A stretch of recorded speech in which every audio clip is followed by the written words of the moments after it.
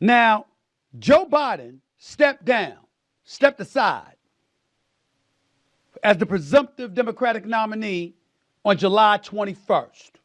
Okay? Now I'm going to look at this right now.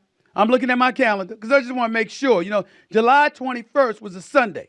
We've had 1 week, 2 weeks, 3 weeks, and 1 day since Joe Biden stepped aside. The only damn place we've seen Kamala Harris is at pep rallies. What's up? Somebody got to say something. And it can't just be the conservatives. Right is right. I'm talking to my sister here. Come on now. You running for the presidency of the United States of America. You got my vote. You running for the presidency of the United States of America. What you hiding for? Yo, what's up, everybody? You watch your own air Nate Java podcast. Guys, it's stuff like Stephen A. Smith, who recently went on his podcast to air out his grievances about Kamala Harris basically hiding from the public, which is what she's doing. He's absolutely right about that. But then the idea that, she should answer his call to this, even when she hasn't done anything to really earn his vote. This is where the frustration starts for people that think like me. How are you frustrated with the system, Stephen A. Smith, when Kamala Harris hasn't done anything yet to earn your vote? To earn your vote. And you have to tell us that you're going to vote for her? But then you're frustrated that she ain't doing anything? This is my biggest issue when it comes to this type of thinking. And I mean hiding in plain sight. She's hiding in plain sight because CNN, MSNBC, and all of the other left-leaning media sources are not pressuring her to answer any questions. We know where she stands at.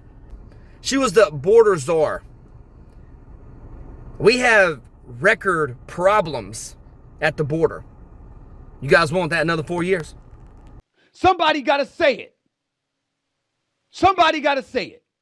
Now, you can't be running for the presidency of the United States. Not one single press conference, not one single one-on-one sit-down interview where somebody gets to question you about the questions that we ask. That's not fair. That's not fair. And if you're a conservative and you out there lambasting her for it, ridiculing her for it, trying to torment her for it or whatever, it is perfectly within your right to do so. All of you anti-conservatives out there, shut the hell up. That's a valid point. That's right. The idea you can't criticize someone based on their skin color or based on their sex or gender, that right there is inequality. You can absolutely criticize people, especially people in power that are responsible for millions and millions and millions of people. So I don't care what color you are. I don't care if you're white, black, purple, green, orange. I believe 100% you can criticize these people in power. It ain't valid to bring up a blackness or an Indian heritage and to try to point to things of that nature. That's nonsense. I personally wouldn't have gone that route, but there's a lot of stuff Trump does that I wouldn't go that route on. There's a lot of stuff Kamala does that I wouldn't go that route on. But the point that he brings up is Kamala Harris did run, and she mentions her race a lot depending on what race she is in currently in the election season, to what group she is pandering to. I see what Trump is saying. I wouldn't have taken that route, but he has a legitimate argument there. But to ask her about her record, because she is attached to the Biden record, is definitely apropos, especially when you were bragging about the record. When Kamala Harris was the attorney general in San Francisco, she locked up an ungodly amount of people on marijuana charges. And then one thing that pisses me off is she was asked one time, I believe it was on the Breakfast Club, if she smoked weed. And she laughs about it. And like, yeah, and I inhaled. And that's the kind of elitism that I can't stand, man. You locked people up.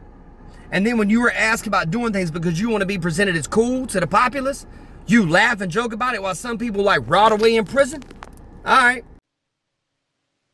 We talked about Biden being a transformative president.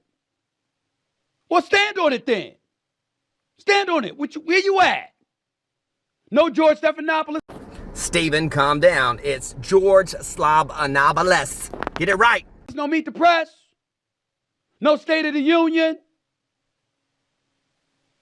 What's up? No Face the Nation. No Politico. No MSNBC. I understand why you wouldn't do Fox. Liberals don't really do Fox, just like conservatives don't really do MSNBC. First off, conservatives absolutely do CNN, MSNBC, all of them. The problem with MSNBC is they actually cut people off when they're talking. There's a big dang difference. Liberals do not go on Fox. That's a fact. That's a fact, man. They don't go on. So, Stephen, you're wrong on that one, buddy. Trump has been on CNN multiple times to boost their ratings, while Kamala has not one time, or Biden one time, has been on Fox News. Get your facts straight. You're welcome to the Stephen A. Smith Show. I will gladly interview Donald Trump. I will gladly interview Kamala Harris. Name the time or place. I'll come to you. I'll come to you. I'll show up. Anytime. And I'm no political aficionado. One thing I like about Stephen A. Smith is I feel like he is actually trying to figure things out, you know, and he wants his candidate, or so he says his candidate, to actually answer questions, rightfully so. He almost sounds like he wants to be a conservative, but he can't because he's with ESPN and he don't want to lose his job. I'm going to need fact checkers. I don't know everything that y'all going to say, but I know this much. I know how to ask the questions that Americans want to know. Kamala Harris, there are certain things that we have to ask you a question about. There's simply no way of getting around certain things. The plan right now for Kamala Harris's camp is to keep her away from these interviews at the moment because they want to distance her from the Biden administration, which she was a part of. They don't want her to take accountability for things that she's actually not done and done over the last 4 years. That's why she's not taking any interviews, Stephen. Weren't you against fracking? Yes, she was against fracking. Is that true? And now you're for it? Kamala's nickname is Kama Chameleon because she is a chameleon and she will literally tell you anything to get elected. Just asking. These are important questions to think about. You're going to intensify and elevate the importance of securing our borders. Were you always that way? Under the Biden administration, Kamala Harris was in charge of our border. She was named the border czar in the Biden-Harris administration. She didn't even visit the border until pressure was put on her. What do you think, Stephen? She's lying, bro, like she always does. These are legitimate questions.